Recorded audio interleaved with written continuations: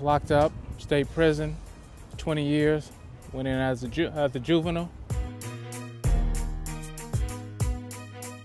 Typical day in prison, from the time you wake up, it's all routine, it's all calculated, it's all timing. You get up, you shower, or you brush your teeth, you go eat breakfast. After breakfast, you come in, you got about 10-15 minutes before to work. From work, you come back, you got child time. From child time, you have a count. From count time, you may have activities, and this is a never-ending process till lights out. So it's all a mind programming experience.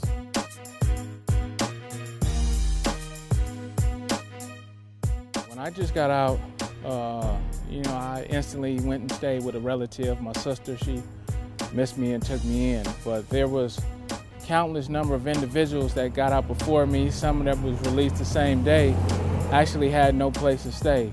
So there was guys going to look for shelters and just facilities that they can go into that continues that same mind state of programming. When you're released, they have what they call a $200 gate fee that they give you to basically survive off of after doing 20 years of prison.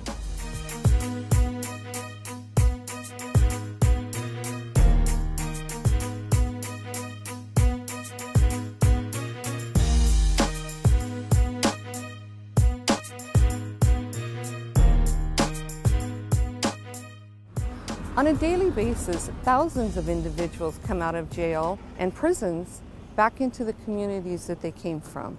We're here to help them bridge those gaps and make those connections to make that successful. There are two components to the network.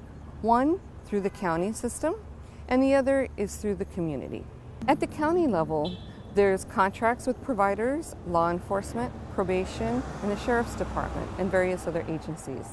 Within the community level, we have faith-based organizations, community-based organizations, volunteers from all aspects of the community, as well as individuals that just really care and are compassionate about helping individuals return. I just started running around with the wrong people and started using methamphetamines, and that's ended me up 4 prison terms, 1 violation, and a whole lot of strife in my life I didn't need. I needed to know, look, I need a house. I need somewhere to live. I need a job. Now, I don't think I have expectations still. I'm grateful for the help, for the assistance that they're willing to give me on a consistent daily basis. I got out this last time, went to a program and a Discovery House, and changed my life.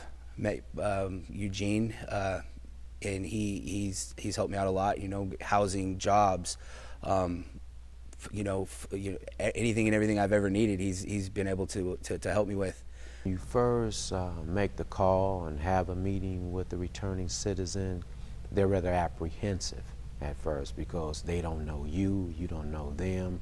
And so what I do is let them know that I've been contacted by their probation officer, and I let them know who that officer is, and then explain to them my role, and it's to help them be able to get connected with services.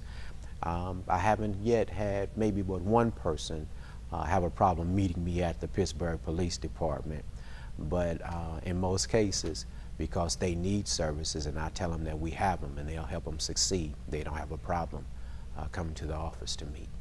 When I was looking for housing when I got out of jail, Pat Mims, he called me. I had no idea about housing or anything. He called me and said, would you like to come down to Goodwill and get a job? I'm like, sure. And I filled out my application, and then he was just like, we're going to get you housed tomorrow. And I was just in awe. I was in shock. When a returning citizen first comes home, I try to meet them where they're at. I try to just make a connection with them, understanding that some of them are coming home to basically nothing, nowhere to go, no money, no food to eat. And I sit down with them and I have a discussion and find out what their immediate needs are and how I can provide services to them to basically give them that comfort for the moment to where we can figure out what the next plan will be going forward. When I first meet with an individual who's coming back home, generally I sit down with them and I ask them what's their story, and then I begin to assess what some of their immediate needs are. And sometimes they tell me that they need an ID, or they like to get started working right away, they're in need of housing. And so from there we begin to develop a plan going forward. When I came home, I had pretty much no hope as far as everything was concerned. You know, what I was, if I was going to have a job, you know, what I was going to do. You know, but once I went into the program, you know, into Discovery House, it kind of it opened my eyes that there's a different way of life that I can live regardless of what I've done before. When I think about a returning citizen, I think about somebody who's coming back into the community and will need a wealth of resources. Our job is to provide housing, any counseling they may need, employment, education. Also, we like to match returning citizens with peer mentors, someone who can see things through their lens and help guide them through the way. Our goal is to keep people out of custody.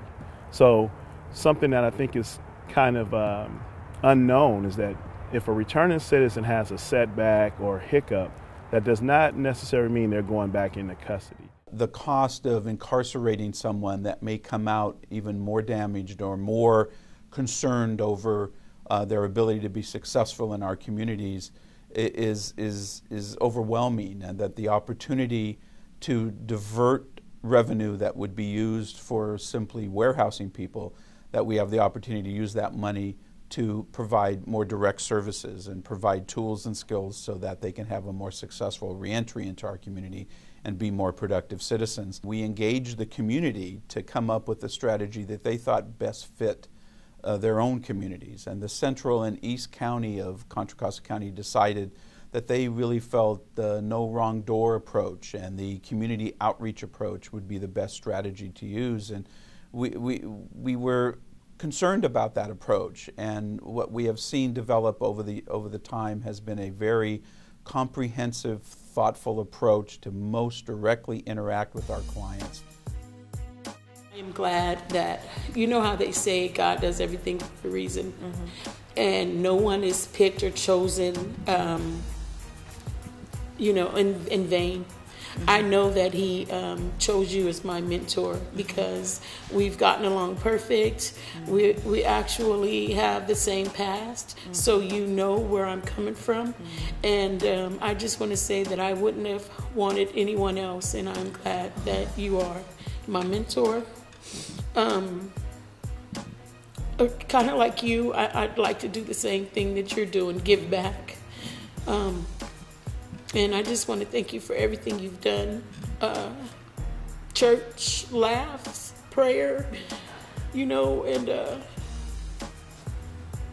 helping me in all areas. Just making sure that people are well fed is a big part of our ministry, and I see no wrong door fitting into that.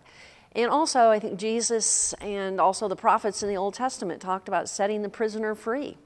So how can we get people reintegrated into our community? And for us, I think that's largely helping keep people well fed and fed spiritually too, because we have a number of Bible studies here that people can participate in. And it's I am told by people who come here, not my own evaluation, but when we walk in the door, we can feel the love.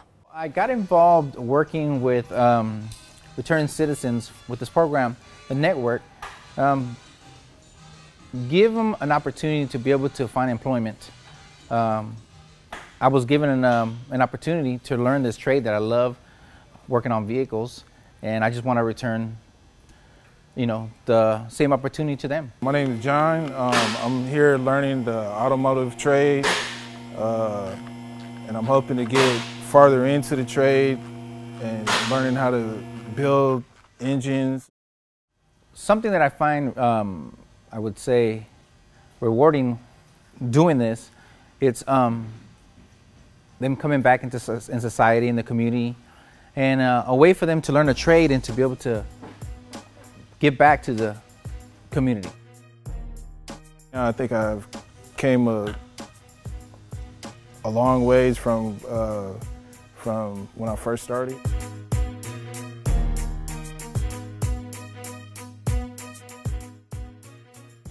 Although there's been a lot of movement around reentry, it's still somewhat taboo in many ways. You know, you're still talking about people who have committed crimes, and trying to get people to accept them. That's not always easy. And so while the network's evolving and trying to find partners, I think one of the biggest challenges to overcome is really getting people to change their mindsets and accept these individuals, because they are members of our community.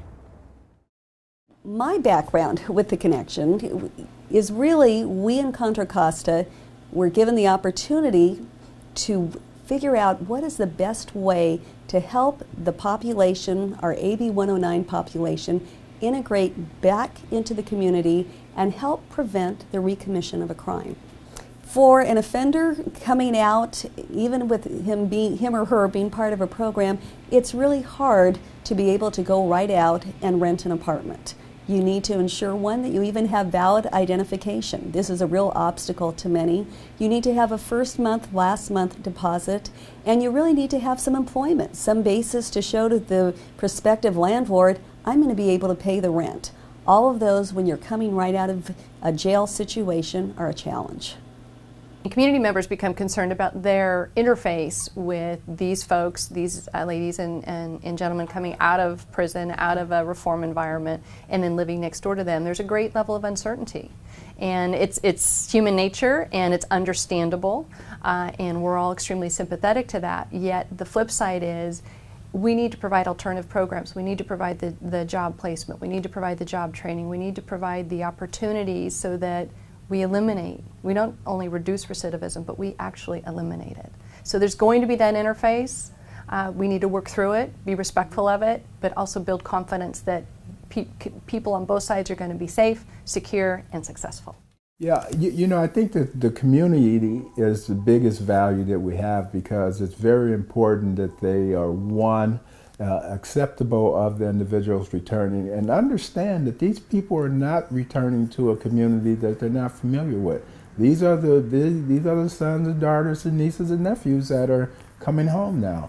And so although we look sometimes at these folks as undesirable, they're ours. And we need to make sure that things are in place.